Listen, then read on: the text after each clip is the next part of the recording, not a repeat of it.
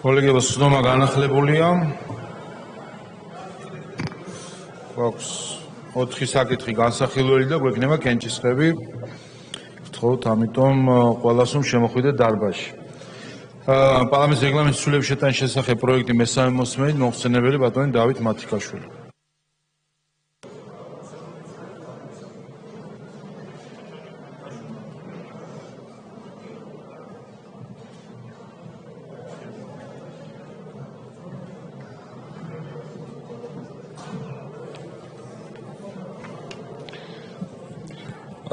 კოლეგებო, მესამე მოსმენით წარმოგიდგენთ საქართველოს რეგლამენტის პროექტის შესატანის ცვლილებებს. გაცნობებთ, რომ მეორე მოსმენის შემდგომ მხოლოდ ტექნიკური ხასიათის ცვლილება არის ამ პროექტში. მადლობთ, რედაქციული ხასიათის შენიშვნები რედაქციული არ არის. დასკვნით სიტყვა თუ გსურთ? არა, მადლობა. მადლობთ, საკითხი განხილულია. შემდეგი ადმინისტრაციულ სამართლებრივთა კოდექსში ცვლილება მესამე მოსმენით მოხსენებელი ბატონი თონიკე ჭეიშვილი.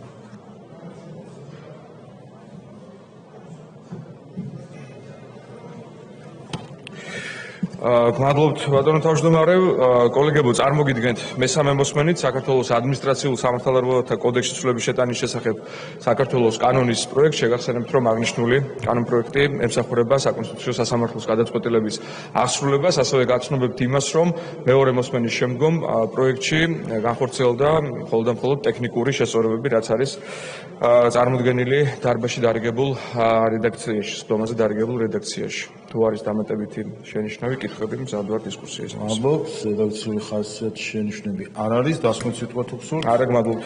მადლობთ, საკითხი განხილულია. შემდეგი მაუწყებლობის შესახებ კანონში ცვლილება მეორე მოსმენით მოხსენებელი ბატონი რატი იონათამიშვილი. მოგესალმებით კოლეგებო, მივესალმები ბატონ თავმჯდომარის და იმ საზოგადოებას, ვინც სხდომას ადევნებს თვალს. მზად ვარ მეორე მოსმენის წესით განვიხილოთ მაუწყებლობის შესახებ საქართველოს კანონში ცვლილებების საკითხი.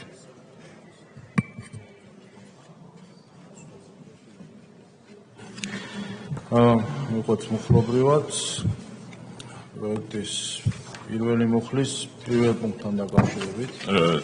პირველ პუნქტთან დაკავშირებით არ გვაქვს ცვლილებები, მეორე პუნქტთან დაკავშირებით გავაკეთებ გარკვეულ კომენტარს. ბატონო, პირველ პუნქტთან არ გვაქვს შენიშვნები. პირველ პუნქტთან არ კითხვა არ არის. მეორე პუნქტი მაშინ. რაც შეეხება მეორე პუნქტს, უბრალოდ არაერთი კითხვა იყო დასმული პროცესში, როდესაც ჩვენ საუბრობთ მაუწყებლის მიერ უცხოური ძალისგან პირდაპირ და არაპირდაპირ დაფინანსების აკრძალვაზე, რომ ამ შემთხვევაში, როდესაც არის საუბარი მაუწყებელზე, ხდება თუ არა მათ შორის მაუწყებელთა სხვადასხვა საკომუნიკაციო არხები, მოგეხსენებთ, სატელევიზიო საეთერო მაუწყებლობის გარდა ცალკეულ მედია ორგანიზაციებს აქვთ ასევე ინტერნეტ მედიის საკომუნიკაციო არხები, სოციალური ქსელების მეშვეობით ასევე და რა თქმა უნდა, როდესაც აქ საუბარია მაუწყებელზე, კონკრეტულ მაუწყებელზე, მის ნებისმიერ საკომუნიკაციო არხზე არის საუბარი, ვინაიდან არა რომელიმე კონკრეტულ საინფორმაციო საკომუნიკაციო არხს, არამედ მედიას ეხება ეს, რომელიც ეწევა მაუწყებლობას. და ამის დაზუსტება მინდოდა თქვენის ნებართვით. არჩილ გორდულაძე.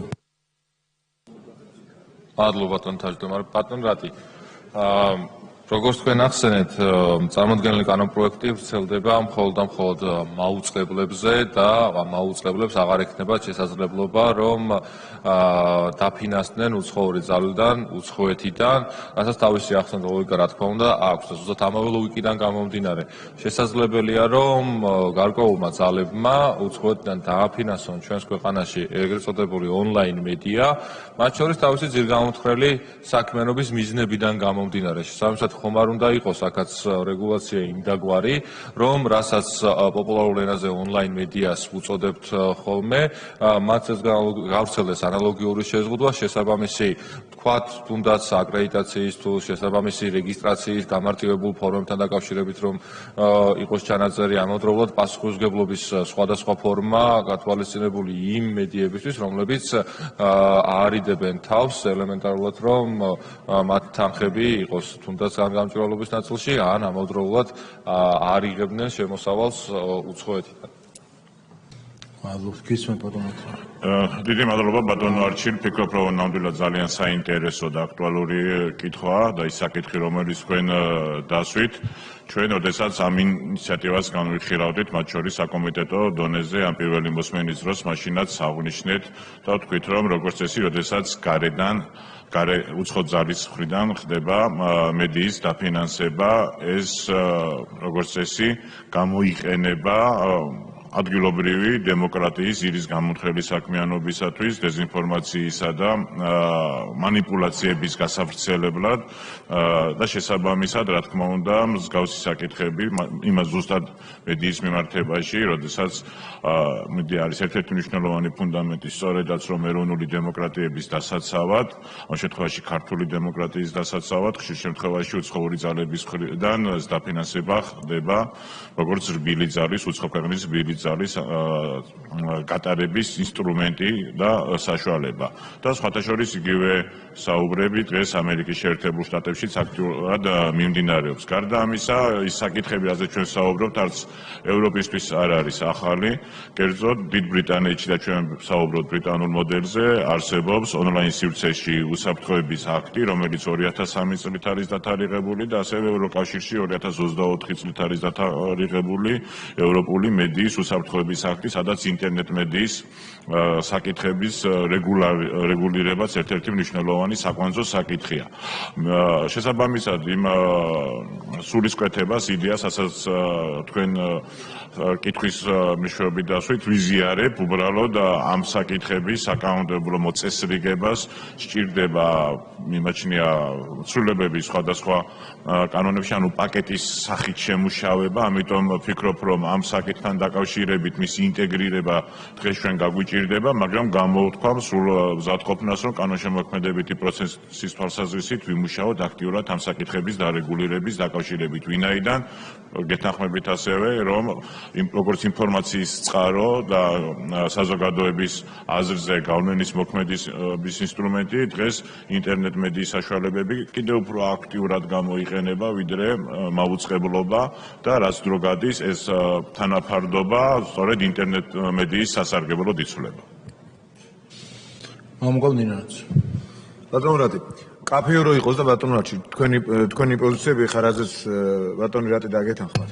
მოკლედ, ჩვენ გვაქვს რამდენიმე გამოწვევა ამ მიმართულებით. ერთი მხრივ სპეკულაციებისთვის სივრცე არ უნდა მიცეთ, არავის, რომ ეს ყუდავენ ამას, როგორც აკეთებენ ხოლმე. ეს არის ერთი მხრივ გამოწვევა და მეორე მხრივ გამოწვევა არის, რომ რეალურად მიზანი იქნას აღსრულებული. რა ხდება იმ შემთხვევაში? რამდენიმე კითხვა, ანუ ამ საკანონმდებლო პაკეტში თუ შემდეგ საკანონმდებლო ინიციატივაში საერთო კონტექსტში უნდა დავინახოთ. ალბათ ერთი ის, რომ იკრძალება მიდგომა პრინციპზე, ხომ ამაზე შევთანხმდით პირველი მოსმენის დროს, დაფინანსება უცხოეთიდან.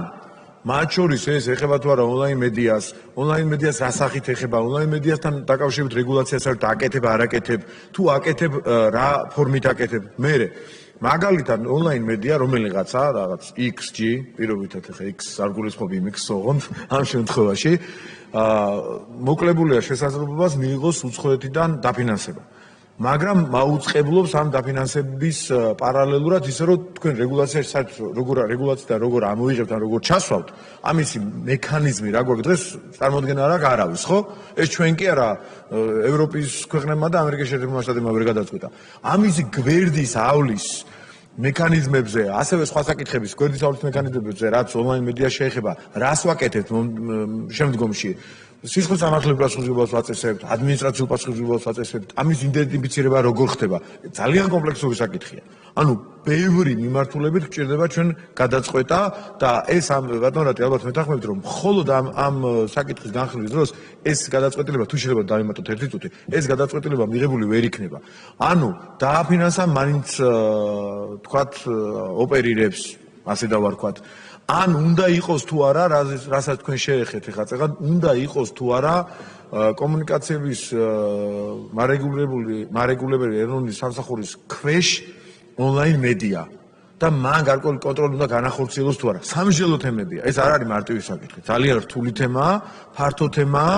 ალბათ ერთ-ერთი პირველები უნდა ვიყოთ ამ მიმართულებით სხვა ბევრი წახნაგია ხო რომ გადაწყვეტილება მივიღოთ და ამას ჭირდება ძალიან კომპლექსური მიდგომა. ამიტომ ეხლა ჩვენ რა რეგულაციასაც აქ მოვახერხებთ ის გავაკეთოთ, მაგრამ უნდა გავაგრძელოთ საზოგადოებისათვის საუბრობ, ამ შემთხვევაში უნდა გავაგრძელოთ მსჯელობა იმასთან დაკავშირებით, შემდგომში ერთი მხრივ რომ ვიღაცამ სივრცე არ დაიტოვოს იმის სპეკულაციისთვის, რომ აგერას უდავენ თავისუფალ სიტყვას და სისულელები არ ილაპარაკოს და მეორე მხრივ ობიექტურად ნორმა რომ დაიწერება იმის აღსრულების და იმის შესრულების ამ მექანიზმები გვაქვს და გარანტიები რა გვაქვს, ამაზე ვიყოთ კარგად ჩამოყალიბებულები.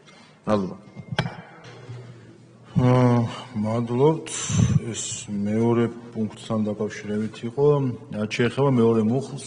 რაც შეეხება მეორე მუხლი ეს არის უკვე ამ კანონის ამოქმედების ვადა, სადაც ჩვენ გვიწერია გამოქვეყნებისთანავე და უბრალოდ მინდა პოზიცია დავაფიქსირა, რომ მესამე მოსმენამდე ჩვენ კიდევ გვექნება კონსულტაციები ამ მიმართულებით, კონკრეტული თარიღი მიუთითოთ ამოქმედების ვადას თუ დავტოვოთ უცვლელად და იყოს ამოქმედების ვადა გამოქვეყნებისთანავე. აქედან გამომდინარე, რომ ეს პოზიცია მინდოდა საჯაროდ დამეფიქსირებინა, ეხლა ვთხოვთ, რომ ისე დავტოვოთ რედაქციაში, როგორც ეს დარიგებულ მასალებში.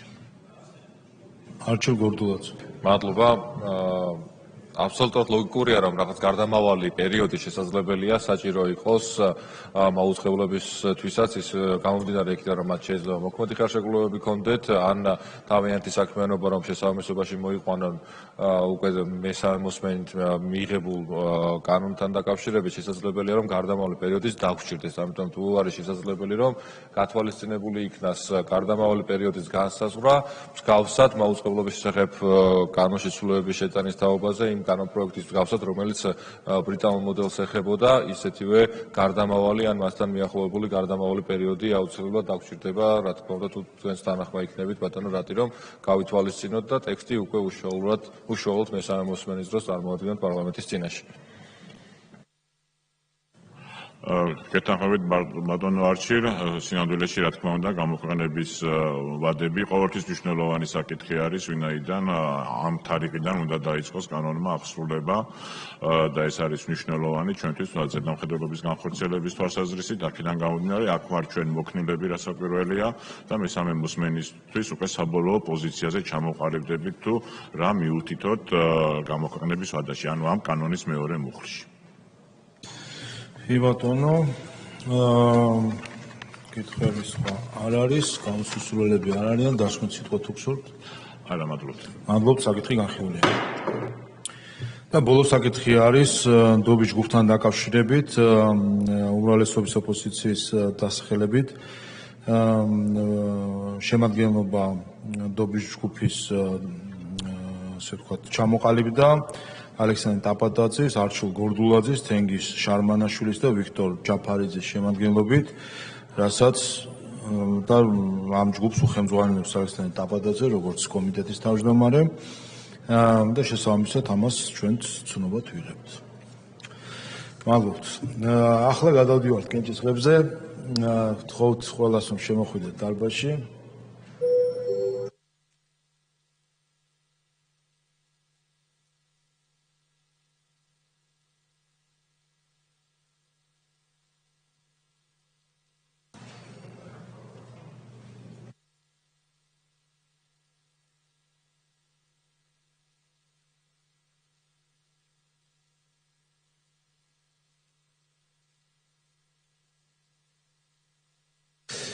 მოვემზადოთ რეგისტრაციისთვის, ვთხოვთ ჩართოთ რეგისტრაციის რეჟიმი. ყურადღება მიმდინარეობს რეგისტრაცია.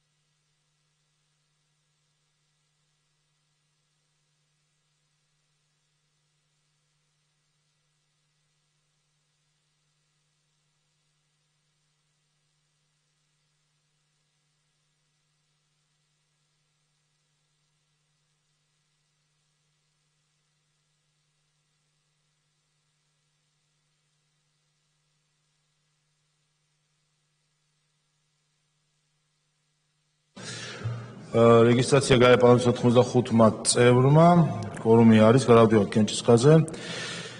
კენჭი ეხლება საქართველოს პარლამენტის რეგლამენტის პროექტს, საქართველოს პარლამენტის რეგლამენტში ცვლილების შეტანის შესახებ მესამე მოსმენი გთხოვთ ჩართოთ კენჭისყრის რეჟიმი. ყურადღება, მაღალი კორუმი არის საჭირო.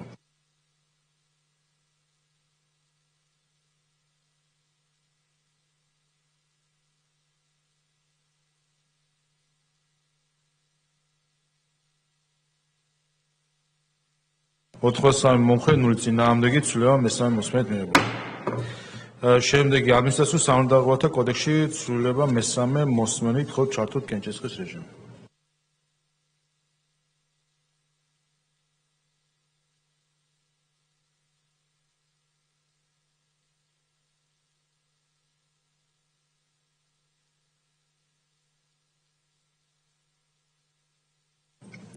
ოთხმოცდაორი მომხრე 0 წინააღმდეგი კანონის მესამე მოსმენით მიღებულია. და ბოლო საკითხი მაუწყებლობის შესაბამის კანონში ცვლილების შეტანის თაობაზე მეორე მოსმენით გთხოვთ ჩართოთ კენჭისყრის რეჟიმი.